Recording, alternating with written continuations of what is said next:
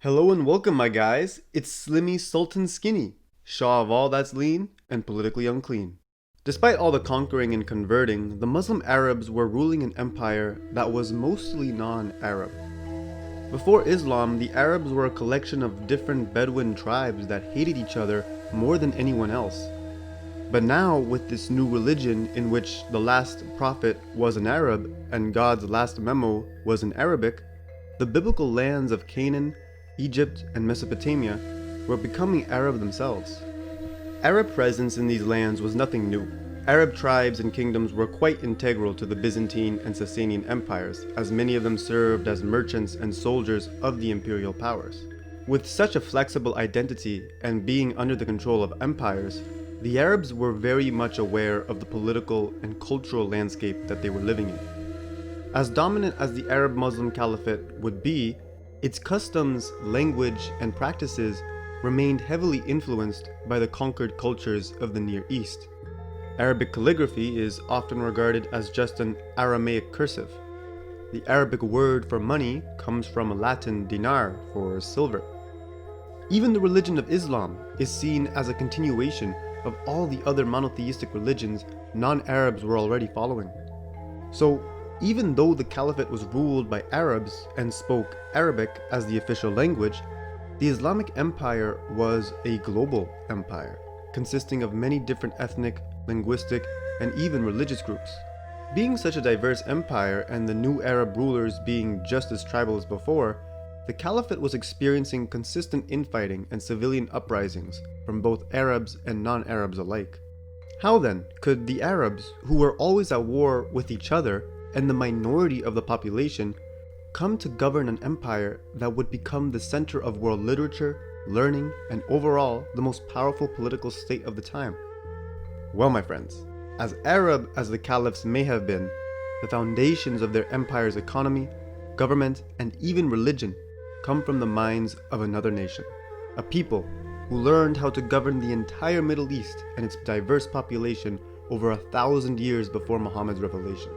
An imperial legacy so impactful and significant to human civilization that the great German philosopher Georg Wilhem Hegal would name this nation the first historical people.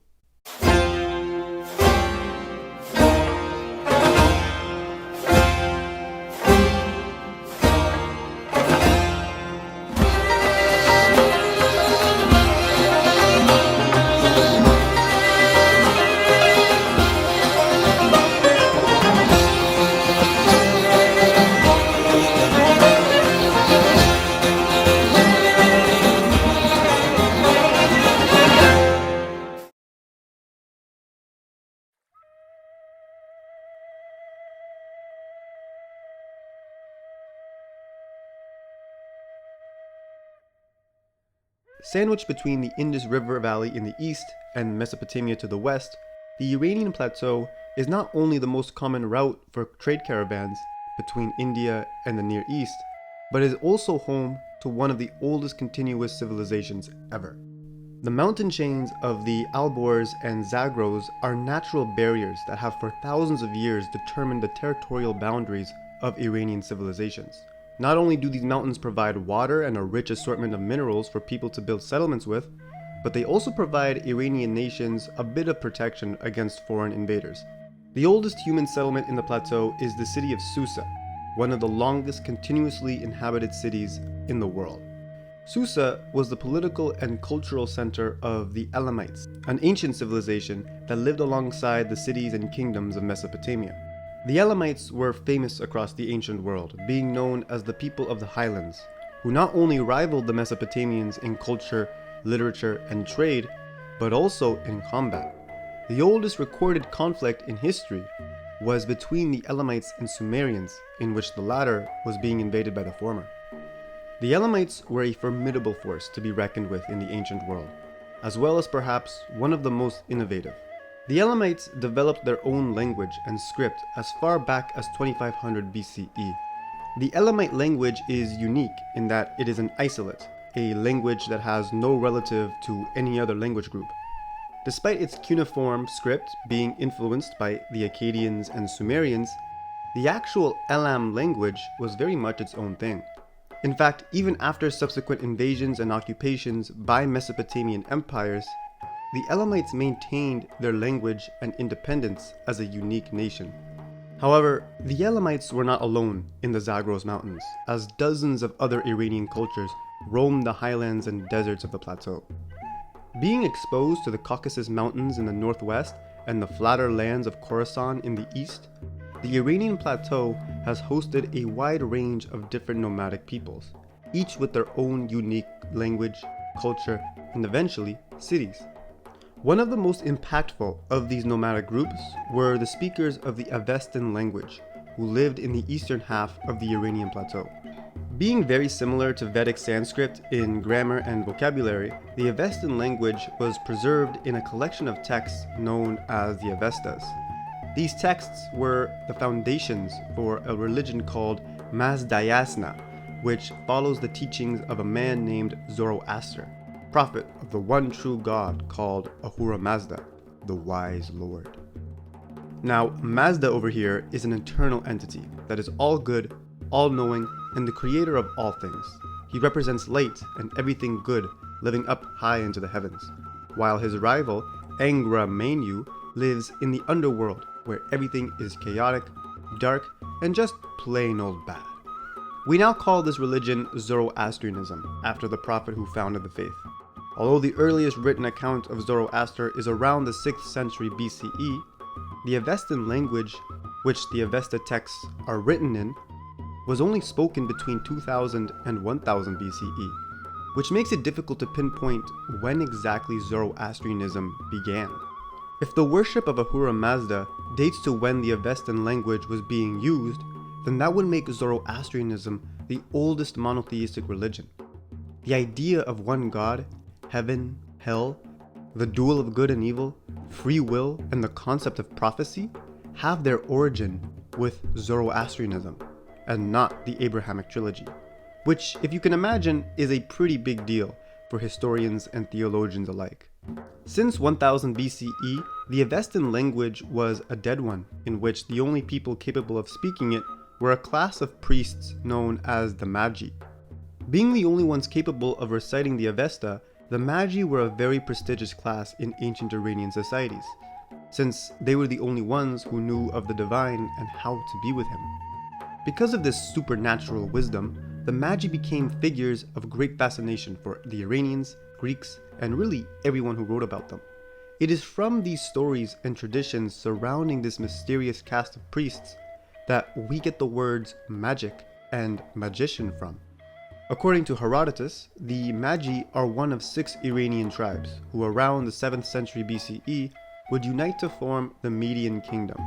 The leader of the Medes, Diosis, would be the first to hold the title of Shah-Ansha, the King of Kings, and for good reason. The Medes would gain independence from the Neo-Assyrian Empire that occupied them. The Babylonians and nomadic Scythians, once enemies of the Medes, fought together to overthrow their Assyrian despots. The Medes would replace the Assyrians as the Near East's largest and most powerful empire. To govern this large and diverse territory, the Medes based their government off the Assyrians who got it from the Akkadians, the world's first empire. They would innovate on what their imperial predecessors left them, and establish what we now call a satrapy system. A satrap, or governor, would rule a province of the empire, as if it was his own kingdom. That king, however, would have to provide payment in material, soldiers, and tribute to the King of Kings. To keep tabs on the provinces, the Shah had trusted advisors and a crew of secretaries who worked as the eyes and ears of the king. The military affairs of the province were under the control of a general, who was loyal only to the Shah-Ansha, making the government of this multicultural empire very centralized and stable. But systems that run on birthright succession and kings are never really that stable, as there's always bound to be a family feud. And when there's a fight with family, you can either break up the band or come together to make it stronger.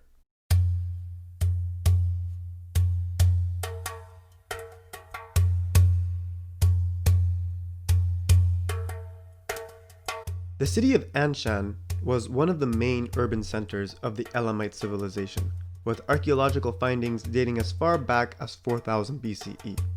Around 1000 BCE, the city fell under the control of a nomadic people from the Zagros Mountains. These people established a kingdom consisting of what is now the Iranian province of Fars, with Anshan being the capital. This kingdom would come to be known as Persis, and their people as the Persians. Like other Iranian kingdoms in the 6th century BCE, the Persian kings of the Achaemenid dynasty were subject to the Median Empire. One of the heirs of the Achaemenids was a guy named Cyrus, whose father was the king of Anshan, and his mother the daughter of the Median king Astyages. Being next in line for the throne of Persis, and entitled to being the next Shah-Ansha, Astyages considered Cyrus, his own grandchild, to be a threat to his rule, sending an army over to take him out. But the general leading the army, Harpagus, decided to help Cyrus instead, and together they would overthrow the Medians, ushering in the age of the Achaemenid or Persian Empire. Along with the Medes, Cyrus and his armies would conquer the lands of Lydia and even the Babylonian Empire, creating without a doubt the world's first superpower. As impressive as his military campaigns were, Cyrus became a certified great for his administrative achievements. Cyrus improved upon the Median satrapy system at a much larger and sophisticated scale.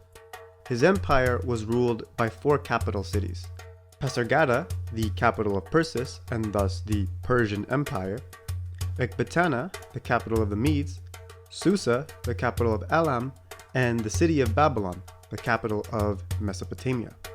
Although having their own Persian language, the chancellery language of Cyrus's empire was Elamite, and the seat of government was in Susa, as it has been in Iran for thousands of years. After taking Babylon, Cyrus encouraged the use of Aramaic as the imperial lingua franca. Although not the official language of the empire, Imperial Aramaic would become the most commonly used language throughout the territory. To keep the empire connected and maintain constant communication, Cyrus greatly improved the infrastructure and institutions of his empire. A vast network of roads were built to connect all of the provinces. The king's ears and eyes changed its name to the royal secretary, maintaining communication with one of the oldest and most innovative models of the postal system. There was now a national army that was by far the most professional the world had ever seen. It consisted of different peoples from around the empire and had unique units to serve different tasks in battle. The Special Forces unit were the Immortals, an army of heavily armored and well-trained fighters, whose name would strike fear into the hearts of imperial enemies. The Magi would maintain their prestige as high priests in the empire, as the Shah-Ansha also had divine implications to his rule. Although Cyrus and the Persians were Zoroastrians, they didn't force their religion upon their subjects, and instead encouraged once oppressed religious groups to practice their faith within the empire. It is Cyrus who, after taking the city of Babylon, freed the Jews from Babylonian persecution, allowing them to go back to the city of Jerusalem and build the Second Temple.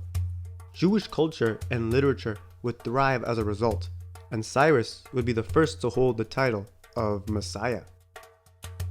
After his death, Cyrus's heirs would only improve upon his already legendary legacy.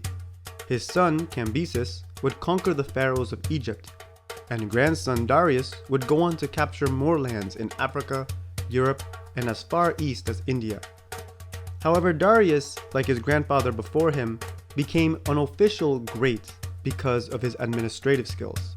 Under his leadership, Darius tightened his control of the government, dividing the satrapies into smaller regional provinces. He appointed a treasurer to be in charge of the tributes each province had to pay, and hand-picked each satrap, either personally or through a royal court. While the 4 capitals maintained their prestige in the empire, Darius moved the ceremonial capital to the city of Persepolis, building a massive palace complex containing inscriptions of the empire's rulers, their tombs, and treasures. Although Imperial Aramaic was the lingua franca of the empire, Darius gathered a bunch of scholars to create an official Persian language system that was to be used only by Persians and on official inscriptions. This new language system would come to be known as Aryan script. Under Darius's rule, the first gold coin, the darik, was minted, Along with that came the first official monetary standard, in which one coin represented more value than other coins. He also established a standard for weights and measurements to be used across the empire. Since the Achaemenids were clearly the center of world commerce, people from all over the ancient world would trade and travel on the canals, roads, and commercial shipping that Darius' government had implemented. To expand and protect these new sea trade routes, Darius established the world's first imperial navy, having by far the most impressive military force the world had yet seen. But just like his grandfather before, Darius ruled the empire with a respect for all the religions and cultures in it. Despite being Zoroastrian himself, Darius funded the construction of Egyptian and Jewish temples, encouraging multiculturalism throughout his large and diverse empire. It is without a doubt that the Achaemenid Empire was by all means a global one, and by far the most formidable and sophisticated political force in the ancient world. From its founding by Cyrus in 550 BCE, the Persians would have the greatest empire the world had ever known for over 2 centuries. This era of Persian supremacy, however, would come to an abrupt end after the rapid and destructive conquest of Macedon's very own great, Alexander. His 10-year conquest across the entirety of the Achaemenid Empire resulted in the destruction of entire cities, including the capital of Persepolis, where archives of Iranian literature had been burned to ashes, resulting in not only the loss of the Persian throne, but also Persian history. The Greeks, once just a collection of city-states who fought each other more than anybody else, were now a united force, and with the help of Alexander, the dominant culture of the ancient world. While in the West, Alexander is referred to as the Great, Iranians would forever remember him as Alexander the Accursed. It is because of Alexander that most of what we know about ancient Iranian history comes from Greeks and not the Iranians themselves.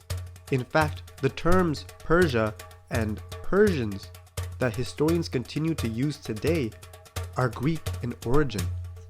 But even with all this conquest, destruction, and new historical narrative, Cyrus's Achaemenid legacy would continue to be felt across the world long after the empire's fall. After all, it takes a great to know a great.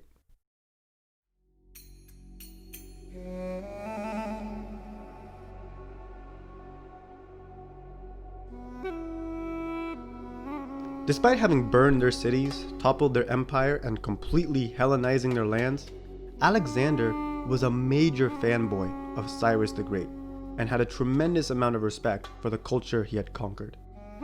You see, the Greeks never really had an empire until Alex came along, so who better to base your imperial government on than the Achaemenids, the greatest political establishment the world had seen?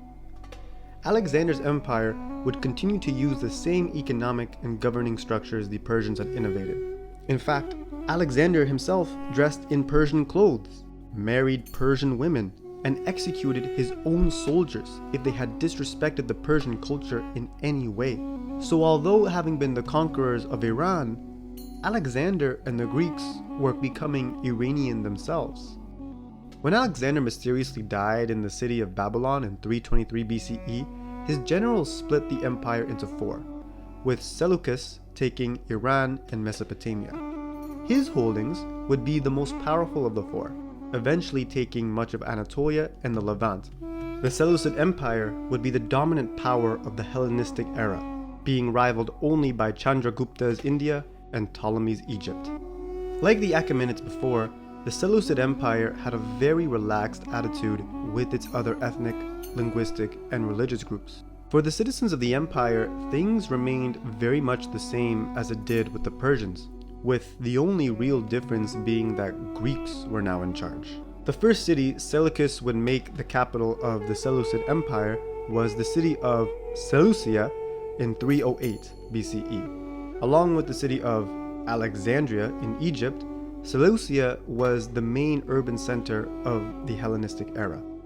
The Greek language would come to dominate much of the ancient world, and Greek agoras, temples, and theaters were becoming common in Middle Eastern cities.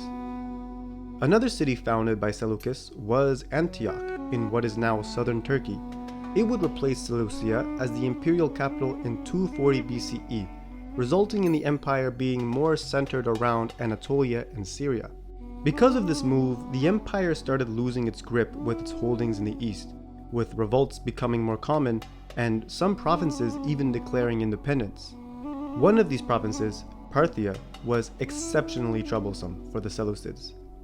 The nomads of the Parni tribe were not only great fighters, but were also very well organized. Under the leadership of Arsaces, the province of Parthia would achieve independence, make alliances with other nomadic nations, and reinstall the title of Shah as the legitimate ruler of Iran, challenging the authority of the foreign Greek Diadochus. The Arsacids, or Parthians, would eventually seize the capital of Seleucia in 141 BCE, taking complete control of the Iranian plateau shortly afterward. While the Seleucids would eventually fall in 63 BCE, the Parthian Empire would continue to stand strong for the next 300 years, being the only rival fit enough to stand against the mighty Roman Empire. Despite not being a superpower like its predecessor, the Parthians remained a formidable and multicultural empire. The Parthians were more often than not the mediator between Eastern and Western trade, at a time when both were controlled by massive imperial powers. Being polytheistic themselves, the Parthians had a very religiously diverse empire, with a number of Christian, Jewish, and Zoroastrian sects living within its borders. In the 120s BCE, the Parthians built the city of Ctesiphon, merging it with the city of Seleucia and other cities nearby.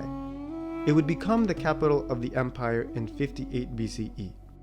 Although ruling in the same government style as the Achaemenids before, the Parthians were a lot more decentralized, having many of its satrapies being semi-autonomous, and the armies being mostly made up of nomadic raiders. After 400 years, however, this decentralized system would prove to be fatal to the empire's stability, as satraps now had the ability to challenge the Shah's authority. The king of Persis, Ardashir, saw his dynasty, the Sassanids, as the legitimate heirs to the Achaemenid throne. Unlike the Parthians, who were native to the steppes of Asia, the Sassanians were of Persian blood and Zoroastrian creed, like the Achaemenids before.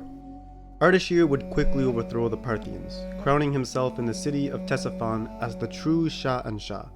From this moment on, what was once called Persia by the Greeks became known as Iran-Shar, land of the Aryans.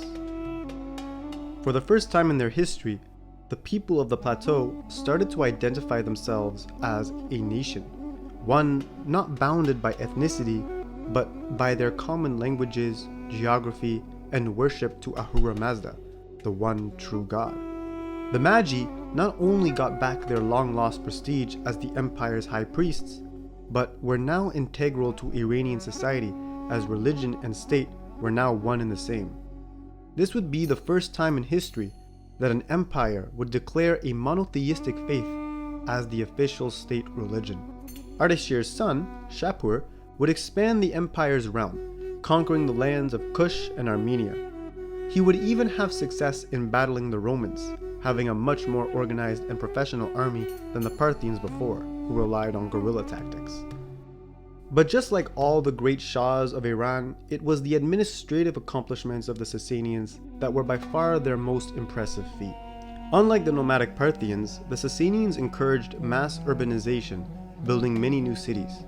Along with that came bridges, cisterns, dams, and irrigation canals to support its growing population.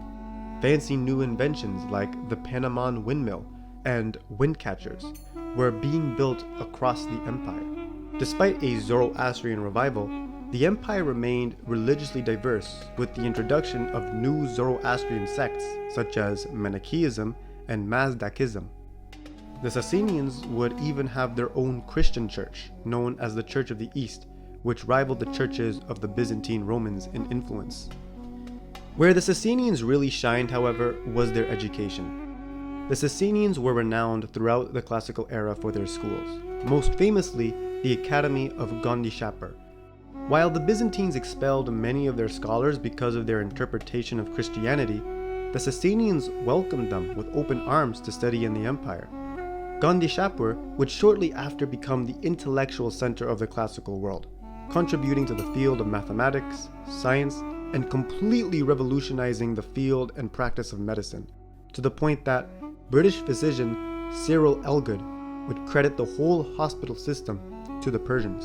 For 400 years, the Sasanians would live alongside the Roman Empire as its greatest competitor, and oftentimes its superior, both culturally and militaristically. The rivalry between these two imperial powers, however, would prove to be their downfall, as years of conflict exhausted the resources of both empires. This would make them vulnerable to the new Islamic Caliphate. The Arabian Peninsula, once full of vassal states and sheikhs who paid tribute and fought wars for the Sassanids, were now turning against the empire in the name of the one true God and his prophet Muhammad. Under the leadership of the second caliph, Umar, the Muslims would conquer the lands of Egypt, the Levant, Mesopotamia, and most of the Iranian plateau, chasing the last Sasanian Shah, Yazdegerd III, out of Iran. Yazdegerd would seek refuge in a mill near the city of Marv in what is now modern-day Turkmenistan. But with no success in gathering an army and his empire at the mercy of the Arabs, Yazdegerd was murdered by the same miller who hosted him, stealing his jewels and effectively ending the Sasanian dynasty.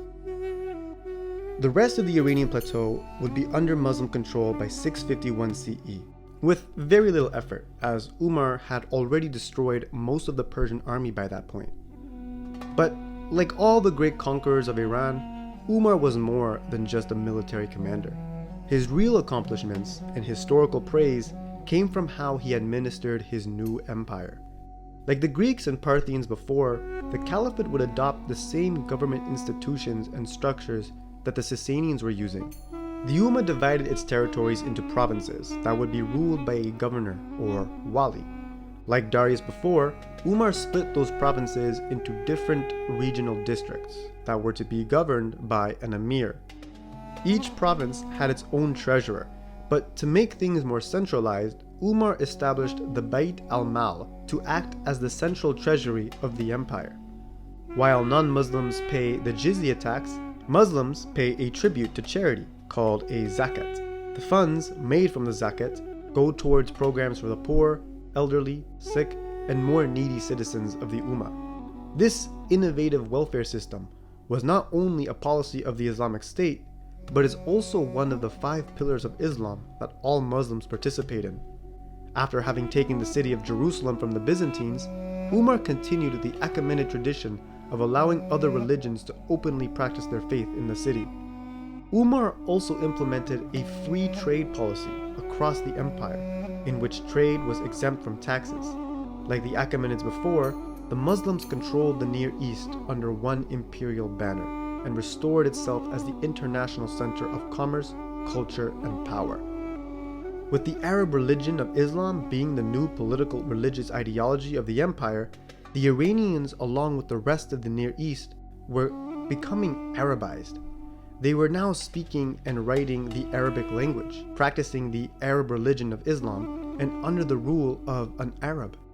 The proud Iranians, who had for over 1,000 years maintained the legacy of Cyrus, were now seeing their culture and identity fade away into the past. But as big an L as the Islamic invasion was for Iran, the legacy of the Achaemenids remained as strong as ever. Like the Greeks and Parthians before, the Arabs invaded Iran as foreign barbarians who had no concept of nationhood. However, these conquerors soon found themselves conquered by Iranian customs, innovations, and government, to the point where the entire civilization and empire depended on Iranians. While no longer ruling as the Shah and Shah, Iranians would continue to hold important offices in the empires of Greece, Parthia, and the Caliphate. So integral were the Iranians to the functioning and stability of these empires that the Abbasid Caliph Al-Mamun would go on record to say, "The Persians ruled for 1,000 years and did not need us Arabs even for a day. We have been ruling them for 1 or 2 centuries and cannot do without them for an hour." In many ways, the Islamic Caliphate was just as Iranian as it was Arab, since the empire's government, religion, and success are entirely based on what 1,000 years of Iranian imperialism had already achieved. Iran is more than just a center of civilization. It is a land where innovation persists, greats are made, and empires forged. Every nation that has the vigor to conquer the plateau not only reaped the benefits of its geography, but also its history. The Arabs would be one of many more chapters in the long epic that is Iran. But as chapters in history go, the Muslim Caliphate is definitely one of the funnest.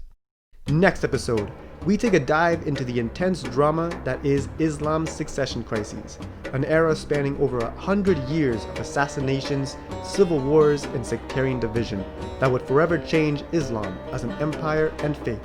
A period in history so controversial and violent, its scars can still be seen to this very day.